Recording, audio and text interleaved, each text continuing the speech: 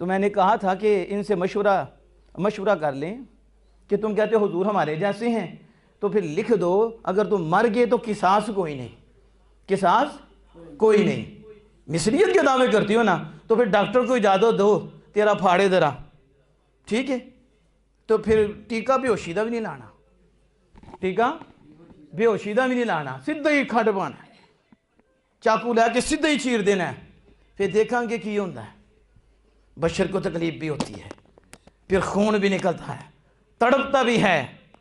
اور یہاں تو رسول اکرم صلی اللہ علیہ وسلم کا یہاں سے لے کے نیچے تک شگاف ہو گیا ہے، خون بھی نہیں نکلا، اور حضور دیکھ رہی ہیں۔ نہیں سمجھے آپ؟ حضور دیکھ رہی ہیں اور دیکھ کر بیان بھی فرما رہی ہیں، بیان بھی فرما رہی ہیں۔ ہم کہتے ہو مصریہ کے دعوے کرتے ہو، عادتاً جس کا دل باہر نکل جائے وہ مر جاتا ہے، کیونکہ دل ہی میں زندگی کی روح ہے۔ تو جب دل میں زندگی کی روح ہے تو دل باہر نکلا تو روح بھی اس میں ہے، تو عادتاً نہیں بچتا، وہ مر جاتا ہے۔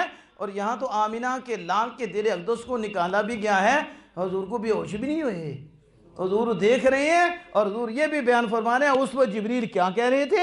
جبریل کہہ رہے تھے یہ وہ دل ہے جو سیدھا ہے، قلب سدید، یہ سیدھا دل ہے، فیہ عینان تبصران، اس میں دو آنکھیں ہیں، دونوں ہی دیکھتی ہیں، دو آنکھیں ہیں دونوں ہی دیکھتی ہیں۔ اور جبریل کہتے ہیں دو کان ہیں دونوں ہی سنتے ہیں، دونوں ہی۔ یہ حضور کا دل اقدس ہے۔